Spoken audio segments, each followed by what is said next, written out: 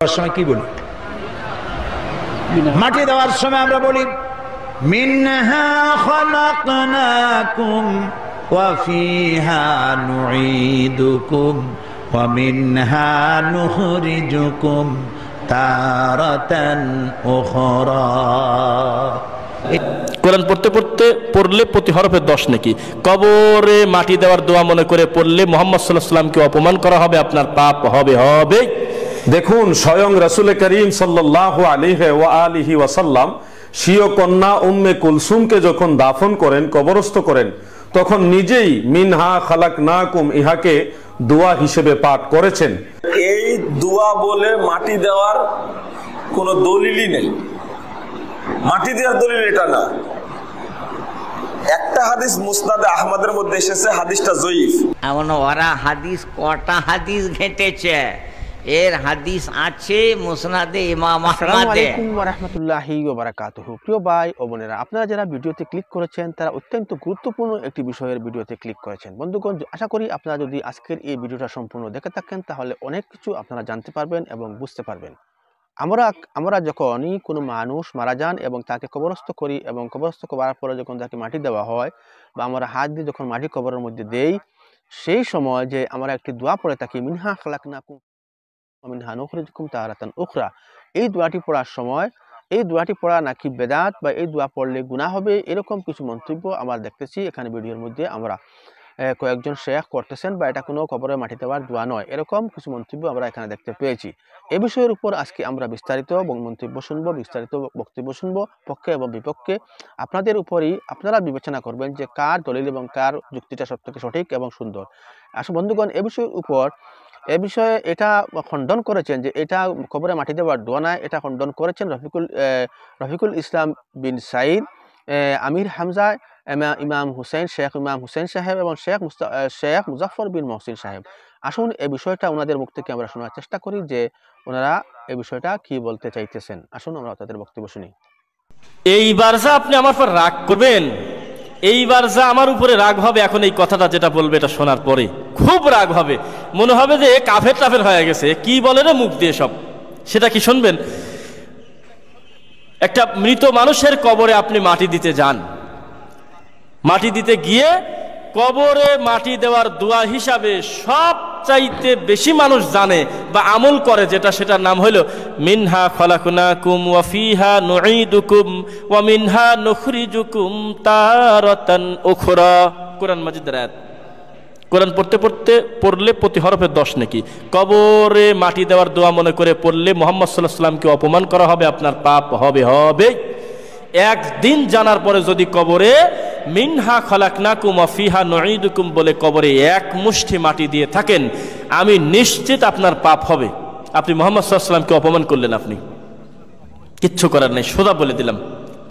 যদি বলেন যে কি করব, বিপরীতে কি, বিসমিল্লাহ, কোনো কথা নেই, বিসমিল্লাহ বলে মাটি দিয়ে দেন।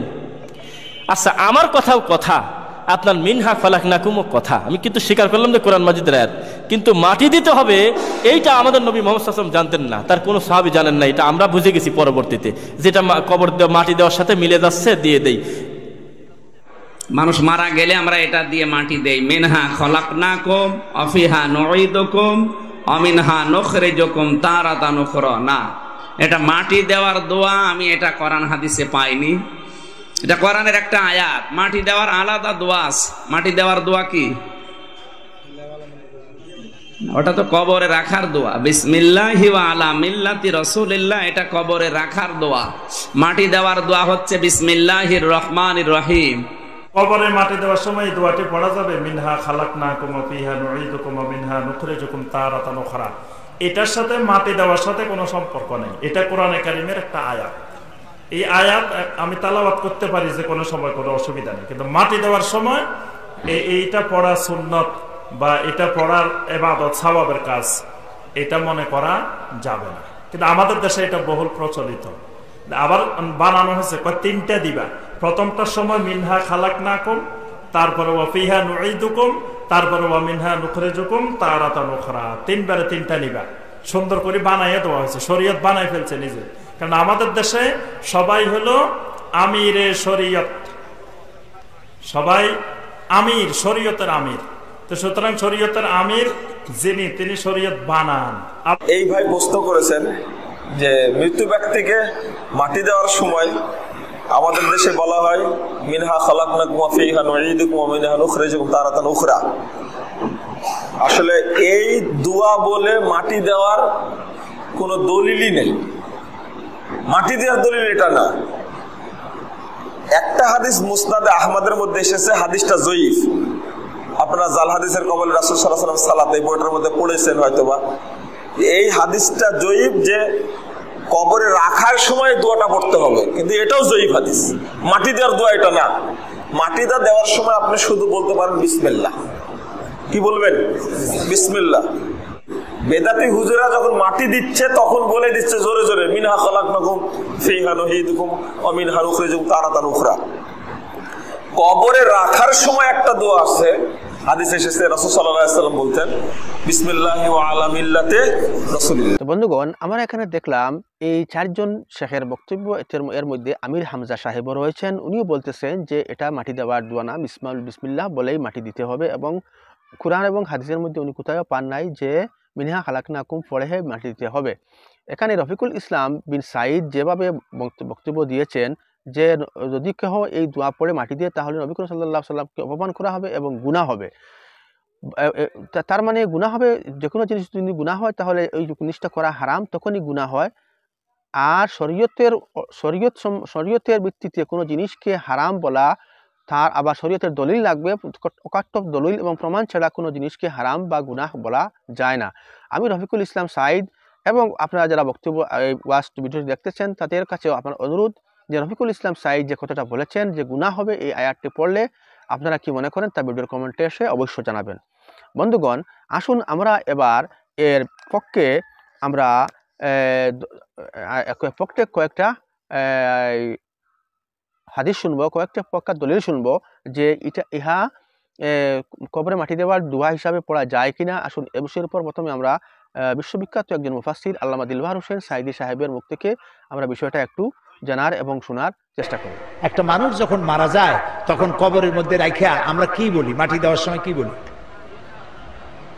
মাটি দেওয়ার সময় আমরা বলি মিনহা খালাকনাকুম ওয়া ফিহা নুঈদুকুম ওয়া মিনহা নুখরিজুকুম তারাতান উখরা। এই মাটি দিয়ে তোমাকে তৈরি করা হয়েছিল, এই মাটিতে আবার রেখে গেলাম, এখান থেকে পুনরুত্থিত করা হবে। কবরের মধ্যে রাখার সময় কি বললাম? বিসমিল্লাহি আলা মিল্লাতে রাসূলিল্লাহ। মিনহা খালাকনাকুম ওয়া ফিহা নুঈদুকুম ওয়া মিনহা নুখরিজুকুম তারাতান উখরা। এই মাটি দিয়ে তোমাকে তৈরি করা হয়েছিল, এই মাটিতে আবার রেখে গেলাম, এখান থেকে পুনরুত্থিত করা হবে। কবরের মধ্যে রাখার সময় কি বললাম? বিসমিল্লাহি আলা মিল্লাতে রাসূলিল্লাহ। বন্ধুগণ, আপনারা এখানে দেখলেন আল্লামা দিলওয়ার হোসেন সাইদি কবরে মাটি দেওয়ার সময় কোন দোয়া আমরা পড়ে থাকি এবং কেন পড়ে থাকি তাও উনি অর্থ সহকারে আপনাদেরকে বোঝানোর চেষ্টা করলেন। বন্ধুগণ, এবার আমরা দেখার চেষ্টা করব শেখ নাসিরউদ্দিন চাঁদপুরী সাহেব এই বিষয়টা নিয়ে কি মন্তব্য করেন। নাসিরউদ্দিন চাঁদপুরী সাহেবের এর পক্ষে কোনো দলিল রয়েছে কিনা তা আমরা আজকে শোনার চেষ্টা করব। আশা করি ধৈর্য সহকারে আপনারা নাসিরউদ্দিন চাঁদপুরী সাহেবেরও বক্তব্যটা শোনার চেষ্টা করবেন। এক ভাই প্রশ্ন করেছেন, কবরে মাটি দেওয়ার সময় মিনহা খালাকনাকুম দোয়াটি পড়া যাবে কিনা।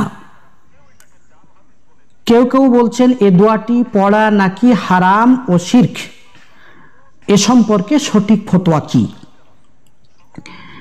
দেখুন, মুসনাদে আহমদের 22,187 নম্বর হাদিস, মুস্তাদরাক হাকিমের 3433 নম্বর হাদিস এবং আসনানুল কুবরা লিল বাইহাকির 6973 নম্বর হাদিসে সাহাবী আবু উমামা বাহিলি রাদিয়াল্লাহু তাআলা আনহু থেকে বর্ণিত আছে, লাম্মা উদিয়াত উম্মু কুলসুম বিনতু রাসূলিল্লাহি সাল্লাল্লাহু আলাইহি ওয়াসাল্লাম ফিল কবর قال رسول الله صلى الله عليه وسلم منها خلقناكم وفيها نعيدكم ومنها نخرجكم تارة أخرى। রসুল্লাহ সাল্লাল্লাহু আলাইহি ওয়াসাল্লামের কন্যা উম্মে কুলসুম রাদিয়াল্লাহু আনহাকে যখন কবরে রাখা হয়েছিল তখন রসুল্লাহ সাল্লাল্লাহু আলাইহি ওয়াসাল্লাম এই দোয়াটা পড়েছিলেন, মিনহা খালাকনাকুম ওয়া ফিহা নুঈদুকুম ওয়া মিনহা নুখরিজুকুম তারাতান উখরা।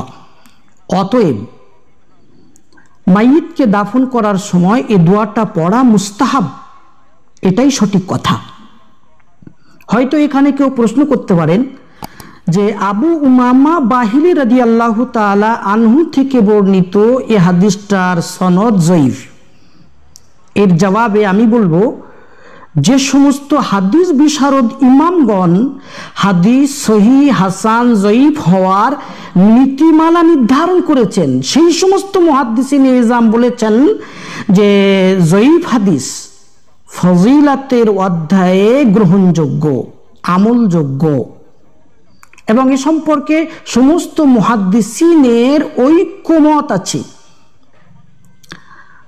আর মাইয়িতকে দাফন করার সময় এই দোয়াটা পড়া একটা মুস্তাহাব আমল, ফজিলতের বিষয়। সুতরাং আবু উমামা বাহিলি রাদিয়াল্লাহু তাআলা আনহুর হাদিস এই ফজিলতের অধ্যায়ে অবশ্যই গ্রহণযোগ্য, এতে সন্দেহের অবকাশ নেই।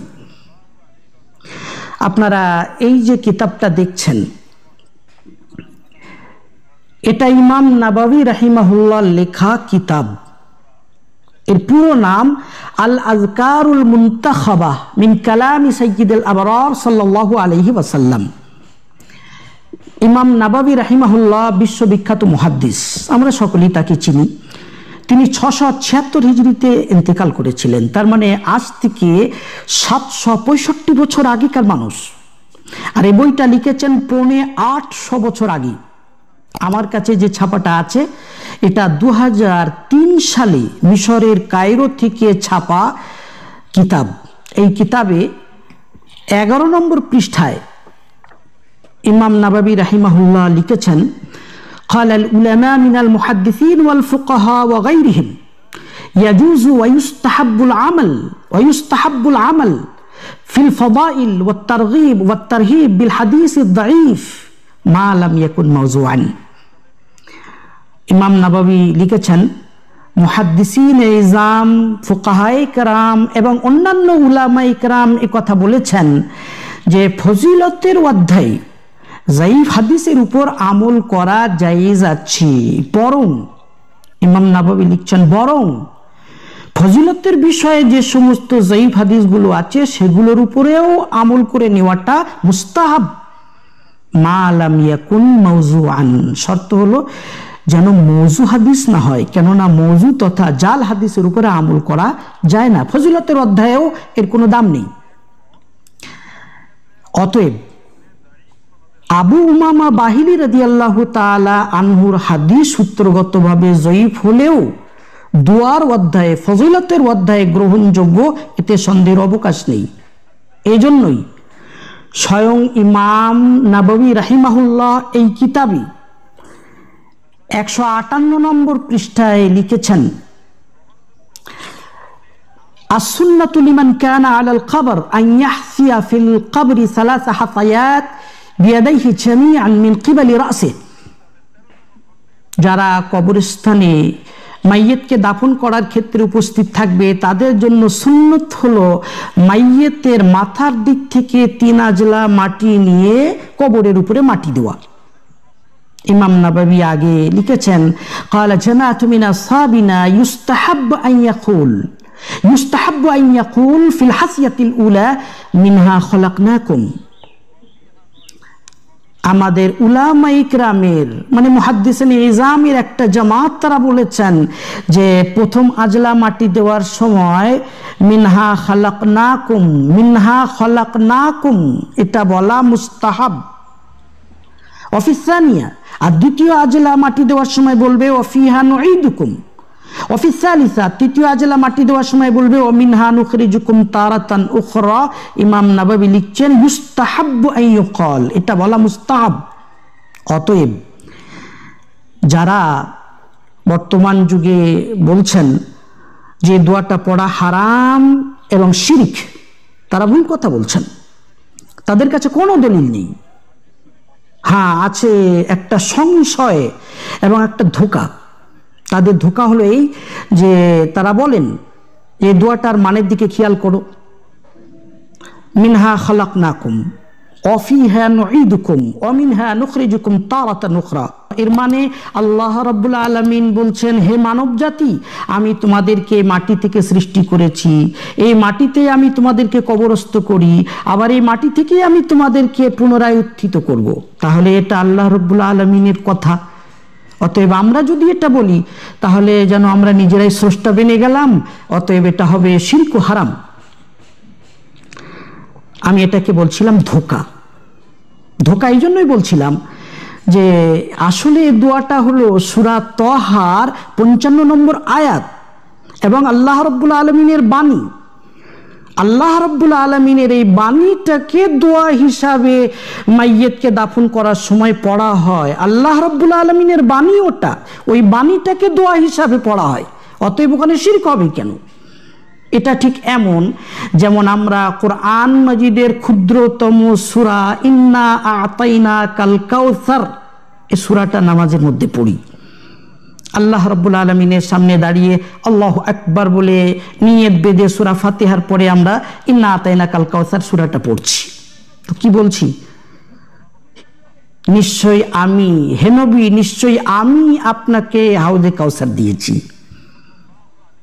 এখানে যদি আমি জিজ্ঞেস করি, নামাজি বন্ধু, মুসল্লি ভাই, আপনি কি রাসূলুল্লাহ সাল্লাল্লাহু আলাইহি ওয়াসাল্লামকে হাউজে কাউসার দিয়েছেন? হাউজে কাউসার কি আপনি দিয়েছেন, না রাসূলুল্লাহ সাল্লাল্লাহু আলাইহি ওয়াসাল্লামের হাত মুবারক থেকে এক গ্লাস হাউজে কাউসারের পানি নেওয়ার জন্য সারা জীবন সাধনা করছেন? তাহলে আপনি মুসল্লায় দাঁড়িয়ে কেন বলছেন ইন্না আ'তাইনাকাল কাউসার?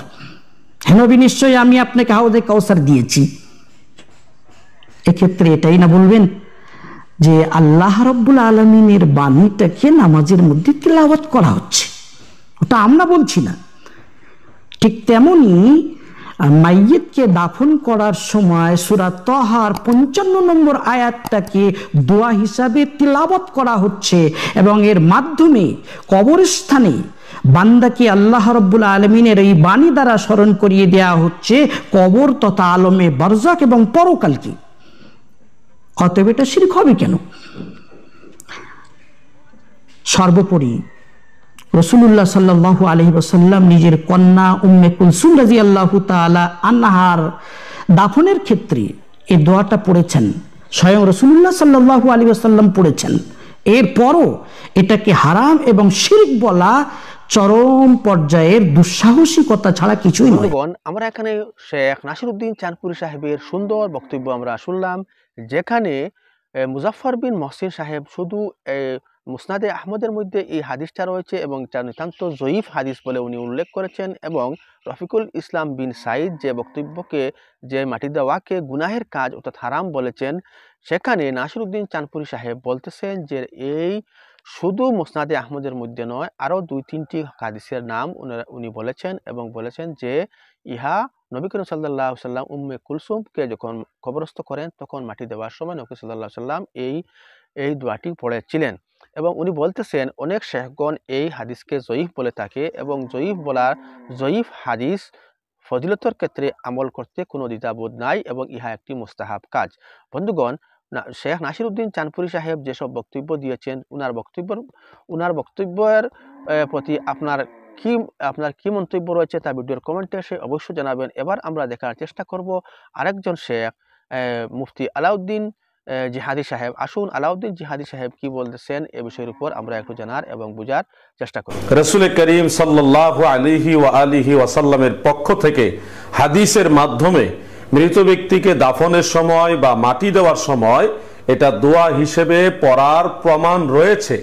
যেমন একটা হাদিস শরীফ আপনারা লক্ষ্য করুন, যেটা উল্লেখ রয়েছে জগৎ বিখ্যাত হাদিস গ্রন্থ মুসনাদু আহমদের 22,187 নং হাদিসে এবং আল মুস্তাদরাক লিল হাকিমের 3,433 নং হাদিসে, ইমাম বাইহাকি রাহমাতুল্লাহ আলাইহির সুনানুল কুবরা এর 6,726 নং হাদিসের মধ্যে উল্লেখ, হাফিজ ইবনু হাজার আসকালানি রাহমাতুল্লাহ আলাইহির তালখিসুল হাবিরের দ্বিতীয় খণ্ডের 301 পৃষ্ঠার মধ্যে হাদিসখানা উল্লেখ রয়েছে।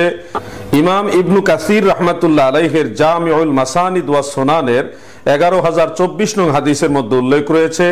কানজুল উম্মালের মধ্যে 42,396 নং হাদিসের মধ্যে উল্লেখ রয়েছে।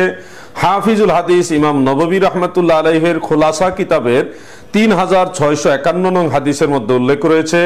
বিশেষ করে ইমাম ইবনু মুলাক্কিন রাহমাতুল্লাহ আলাইহির বদরুল মুনিরের 5ম খণ্ডের 313 পৃষ্ঠার মধ্যেও হাদিসখানা উল্লেখ রয়েছে। ইমাম নুরউদ্দিন হাইসামি রাহমাতুল্লাহ আলাইহির মাজমাউজ জাওয়াইদের 4239 নং হাদিসের মধ্যে উল্লেখ রয়েছে।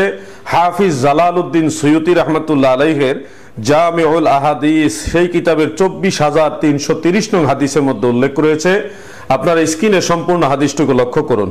আন আবি উমামা রাদিয়াল্লাহু আনহু ক্বালা লাম্মা ওদিয়াত উম্মু কুলসুমিন ইবনাতু রাসূলিল্লাহি সাল্লাল্লাহু আলাইহি ওয়াসাল্লাম ফিল কবর قال رسول الله صلى الله عليه وسلم منها خلقناكم وفيها نعيدكم ومنها نخرجكم تارة أخرى। দেখুন, স্বয়ং রাসূল করিম সাল্লাল্লাহু আলাইহি ওয়া আলিহি ওয়াসাল্লাম স্বীয় কন্যা উম্মে কুলসুমকে যখন দাফন করেন, কবরস্থ করেন, তখন নিজেই মিনহা খালাকনাকুম ইহাকে দোয়া হিসেবে পাঠ করেছেন। অতএব কবরস্থানে মৃত ব্যক্তিকে দাফনের সময়, মাটি দেওয়ার সময় মিনহা খালাকনাকুম ওয়া ফিহা নুঈদুকুম ওয়া মিনহা নুখরিজুকুম তারাতান উখরা, এটাকে দোয়া হিসেবে পাঠ করা বেদাত, নাজায়েজ, পাপের কাজ, কোরআন হাদিসে নেই, এই ধরনের কথা বলার কোনো সুযোগ নেই। যারা বলেছেন কোরআন হাদিসে নেই, আমরা ধরে নিব তারা নিশ্চয়ই এখনো সেই হাদিস শরীফ খুঁজে পায়নি। অথবা যারা বলছেন এটা বেদাত, আমরা তাদের অজ্ঞতাকেই প্রাধান্য দিব, কারণ যেই বিষয়টা রাসূল পাকের হাদিসের মধ্যে আছে সেটা কখনো বেদাত হতে পারে না। প্রিয় দর্শক শ্রোতা, এই হাদিসের সনদের মান সম্পর্কে জগৎ বিখ্যাত হাফিজুল হাদিস ইমাম বাইহাকি রাহমাতুল্লাহ আলাই তদীয় সুনানুল কুবরার মধ্যে বলেছেন। হাফিজ ইবনু হাজার আসকালানি রাহমাতুল্লাহ আলাই তদীয় তালখিসুল হাবীরের মধ্যে বলেছেন। হাফিজুল হাদিস ইমাম নববী রাহমাতুল্লাহ আলাই তদীয় খুলাসা গ্রন্থের মধ্যে বলেছেন। হাফিজুল হাদিস ইমাম নুরউদ্দিন হাইসামি রাহমাতুল্লাহ আলাই তদীয় মাজমাউজ জাওয়াইদের মধ্যে বলেছেন। এমনকি লামাযহাবীদের বড় একজন শায়েখ জনাব কাজী শাওকানি তিনিও তার নাইলুল আওতারের মধ্যে বলেছেন যে রাওয়াহু আহমদ ওয়া ইসনাদুহু দাঈফ, এটা হলো ইমাম আহমদ বিন হাম্বল বর্ণনা করেছেন, এর সনদের মান হলো দাঈফ। মুহাদ্দিসিনে কারাম, আইম্মাই কারাম কেউ এটাকে জাল হাদিস বলেননি, বরং এটার সনদ দাঈফ বলেছেন। আর পৃথিবীর সমস্ত ইমামরা, সমস্ত মুহাদ্দিসগণ, মুফাসসিরগণ, আইম্মাই কারাম, সমস্ত ইমামগণ একমত ফাজাইলের ক্ষেত্রে, ফজিলতের ক্ষেত্রে দাঈফ সনদের হাদিস এটা গ্রহণযোগ্য, অ্যালাউড। এমনকি হাফিজ ইবনে তাইমিয়া পর্যন্ত এই ব্যাপারে একমত পোষণ করেছেন। তিনারা এই ব্যাপারে সুস্পষ্ট বক্তব্য দিয়েছেন যে আদ-দাঈফু ইউমালু বিহি ফিল ফাদাইল বিল ইত্তেফাক, পৃথিবীর সমস্ত ইমামদের ঐক্যমতে ফাজাইলের ক্ষেত্রে, ফজিলতের ক্ষেত্রে দাঈফ সনদের হাদিস গ্রহণযোগ্য। এই জন্যে আরবের অন্যতম আলেম, লামাযহাবী ঘরানার আলিমদের সেরতাজ জনাব শেখ বিন বাস, তিনার মাজমু ফাতাওয়া সেই কিতাবের 13তম খণ্ডের 26 পৃষ্ঠার মধ্যে মৃত ব্যক্তিকে দাফন করার সময় বা মাটি দেওয়ার সময় মিনহা খালাকনাকুম এই দোয়া পড়া যাবে কিনা এই ব্যাপারে সুন্দর একটা ফায়সালাও দিয়েছেন। আপনার স্ক্রিনে লক্ষ্য করুন। তিনাকে প্রশ্ন করা হয়েছিল, মা হুকমু কাউলু সূরাতু তাহা আল আয়া 55 মিনহা খালাকনাকুম ওয়া ফিহা নুঈদুকুম ওয়া মিনহা নুখরিজুকুম তারাতান উখরা ইনদা দাফন, অর্থাৎ দাফনের সময় এই আয়াতকে পড়ার, সূরা তাহার 55 নং আয়াতকে পড়ার হুকুম কি? তখন শেখ বিন বাস কি জবাব দিয়েছেন আপনার স্ক্রিনে লক্ষ্য করুন। তিনি বলেছেন, হাযা সুন্নাতুন, এটা হলো সুন্নাত, ওয়া ইয়াকুলু মাআহু বিসমিল্লাহি ওয়াল্লাহু আকবার, অর্থাৎ এই দোয়া পড়ার সাথে বিসমিল্লাহি আল্লাহু আকবার এটা পড়াও হলো সুন্নাহ। দেখুন, শেখ বিন বাস তিনিও কিন্তু এটাকে বেদাত বলেননি, কোরআন হাদিসে নেই বলেননি, বলেছেন মৃত ব্যক্তিকে দাফনের সময় এটা পড়া হলো সুন্নাত। অতএব প্রিয় দর্শক শ্রোতা, আপনাদের সকলের কাছে অনুরোধ করছি যে রাসূল করিম সাল্লাল্লাহু আলাইহি ওয়াসাল্লামের হাদিস শরীফ থেকে যে বিষয়টা প্রমাণিত সেটাকে যারা বিদআত বলবে নিশ্চয়ই তাদের ইলমের মধ্যে কমতি রয়েছে, তাদের জানার আরো বাকি রয়েছে।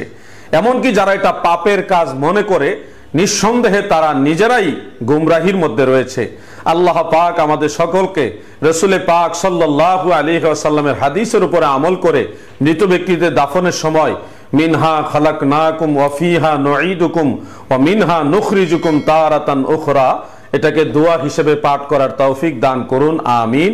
আসসালামু আলাইকুম ওয়া রাহমাতুল্লাহি ওয়া বারাকাতুহু। এখানে দেখলেন যে মুফতি আলাউদ্দিন জিহাদি সাহেব বিষয়টা কি সুন্দরভাবে উপস্থাপন করেছেন এবং কত যে ইমামের নাম এবং ওনাদের কিতাবের নাম এবং হাদিস গ্রন্থের নাম এখানে উল্লেখ করে এই হাদিসটাকে, যে এই হাদিসটা কবরে মাটি দেওয়ার সময় নবী করিম সাল্লাল্লাহু আলাইহি সাল্লাম পড়েছেন এবং তা পড়তে কোনো বাধা নিষেধ নাই বা এটা গুনাহের কাজ নয়, হারাম নয়, এবং যারা বলেছেন তাদেরকে উনি নসিহত দিয়েছেন যে হয়তোবা তারা এই হাদিসটা পান নাই কিংবা তো তাদের অজ্ঞতা যার কারণে এই বিষয়টা তারা এখনো পর্যন্ত খুঁজে পান নাই, এবং তারা মানুষকে যেরকম ভুল বুঝাইতেছে তা থেকে তাকে বিরত রাখার জন্য মুফতি আলাউদ্দিন জিহাদি সাহেব উপদেশ দিতেছেন।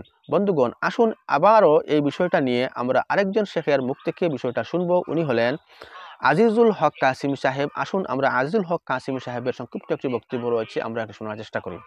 আমি মালদহ সুজাপুরে গেছি, তা ওখানে আমাকে লোকেরা বলছে, হুজুর আহলে হাদিসরা বলছে যে কবর দেওয়ার সময় 3 মুঠো মাটি দেওয়া হয়, মিনহা খালাকনাকুম ওয়া ফিহা নুঈদুকুম ওয়া মিনহা নুখরিজুকুম তারাতান উখরা।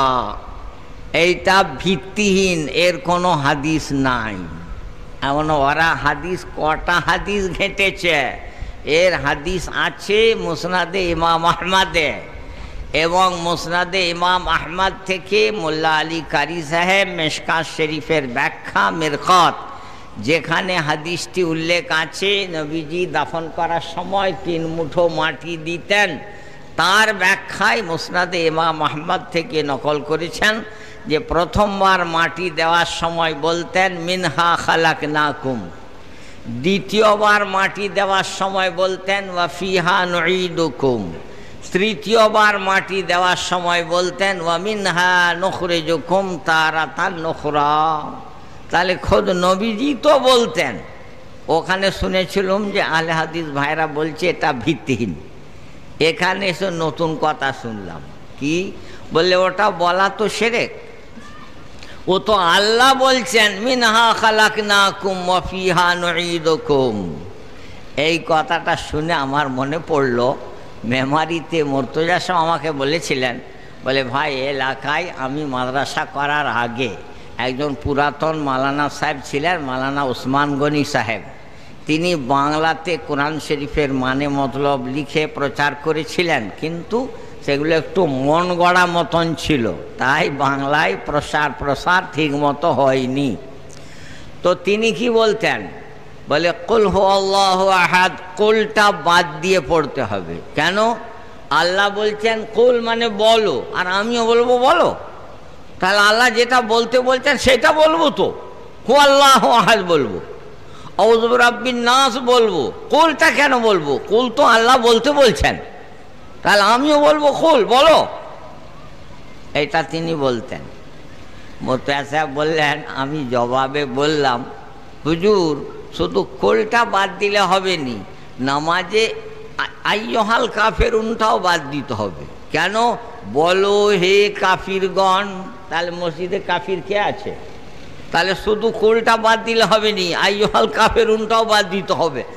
বলে তখনই তিনি বুঝলেন যে আমার বলার ভুল হচ্ছে, আর এলাকার লোকও বুঝলো যে হুজুর আমাদিকে মন গড়া পথে নিয়ে যাচ্ছিল। তো সেই রকম এই আল্লাহ বলেছেন মিনহা খালাকনাকুম, আমরা আল্লাহর বাণীটা নকল করে এই আয়াতটা এখানে পড়ছি, এইটা না বুঝে বললে এটা যেন আমরাই বলছি, আমরা তোমাকে পয়দা করেছি।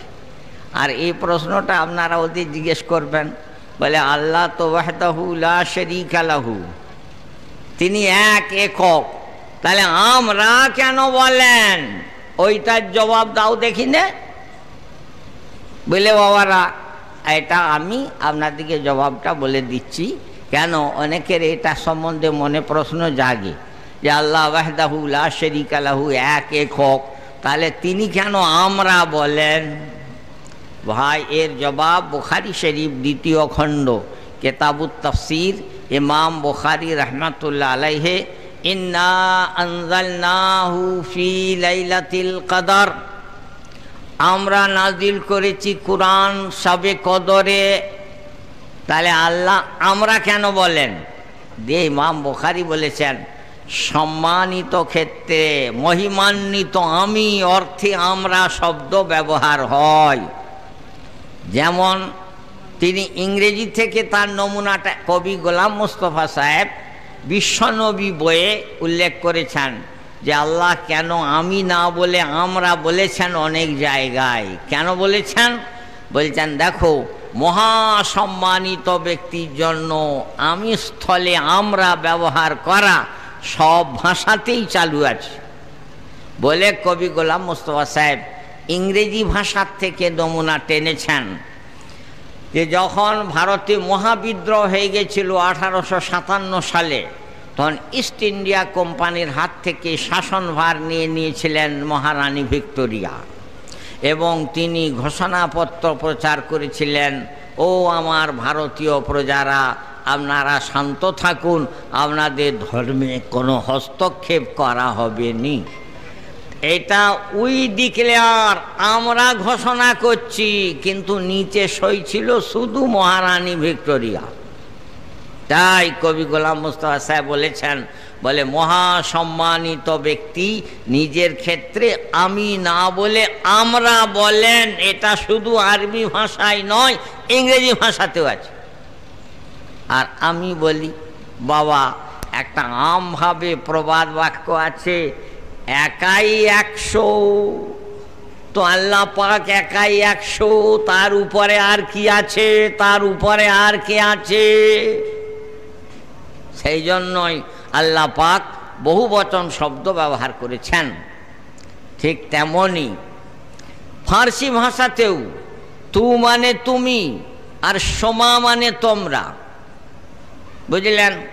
কিন্তু মহাসম্মানিত ব্যক্তির সঙ্গে কথা বলতে গেলে তু বলা হবে নি, সোমা বলা হবে, মানে তুমি নয় আপনি বলা হবে। তেমনি ফোনের মাধ্যমে আমাকে একজন জিজ্ঞেস করলো, হুজুর সম্মানিত ব্যক্তির জন্য একবচন ক্ষেত্রে বহুবচন শব্দ ব্যবহার হয়, ওটাকে বলা হয় বাংলাতে রাজসিক বহুবচন, ইংরেজিতে বলা হয় ম্যাজেস্টিক প্লুরাল, আরবিতে কি বলা হয়? ফোনে আমাকে জিজ্ঞেস করছে। তখন আমি বললাম, বাবু বুখারী শরীফ ইন্না আনজালনাহু ফি লাইলাতিল কদর মধ্যে ইমাম বুখারী বলেছেন এটা আল জামউ লিত-তাযীম, সম্মান জন্য জানানোর জন্য বহুবচন শব্দ ব্যবহার হয়। যাই হোক ভাই, আর একটা জিনিসের উপরে আল্লাহ নিজের জন্য বহুবচন শব্দ ব্যবহার করেন কেন, তার কারণগুলো বলে দিলাম। একটি হাদিস আছে মিশকাত শরীফ বাবু ইসবাতি আযাবিল কবরে, এই হাদিসটি উল্লেখ আছে। বান্দাকে প্রশ্ন করা হবে মান রব্বুকা, তোমার প্রভুকে, মা দীনুকা, তোমার ধর্ম কি, মান নবিয়ুকা, তোমার নবীকে। সে যখন বলে দিবে, ঠিক ঠিক জবাব দিয়ে দিবে, তখন আল্লাহ দা মুনাদিম মিনাস সামা, আসমান থেকে একজন ঘোষণাকারী ঘোষণা করবে, সাদাকা আব্দি, আমার বান্দা সত্য কথাই বলেছে। তাহলে ফেরেশতার বান্দা নাকি আমরা? ফেরেশতা ঘোষণা করবে আমার বান্দা সত্য কথাই বলেছে, তাহলে আমরা কি ফেরেশতার বান্দা? যে ফেরেশতা ঘোষণা করছে আমার বান্দা সত্য কথাই বলেছে, তার মানে আল্লাহ আমাকে যা বলতে বলছেন সেটাই আমি বলছি। তেমনি মিনহা খালাকনাকুম, আল্লাহ পাকের বিখ্যাত বাণী, কালাম পাকের বিখ্যাত আয়াতে শরীফা, সেটা ঠিক এই মওকার জন্য আল্লাহ বলেছেন, সেটাই আমি প্রকাশ করছি যখন আমি মুঠো মুঠো মাটি দিচ্ছি। এবং নবীজির আমল থেকে প্রমাণিত মুসনাদে ইমাম আহমদে, এবং সেটা মুসনাদে ইমাম আহমদ থেকে মোল্লা আলী কারি রহমাতুল্লাহ আলাইহে মিশকাত শরীফের ব্যাখ্যা মেরকাত কেতাবে নকল করেছেন, যেখানে 3 মুঠো মাটি দেওয়ার হাদিসটা উল্লেখ আছে। তো বন্ধুগণ, আমরা এখানে দেখলাম মুফতি আজিজুল হক কাসিমি সাহেব খুব সুন্দরভাবে বিষয়টা উপস্থাপন করেছেন যে মিনহা খালাকনাকুম ওয়া ফিহা নুঈদুকুম, এই দোয়াটা পড়া যাবে, এবং তার প্রমাণ যুক্তি সহ এবং দলিল সহ হাদিস সহ উনি ব্যাখ্যা করলেন উনার বক্তব্য।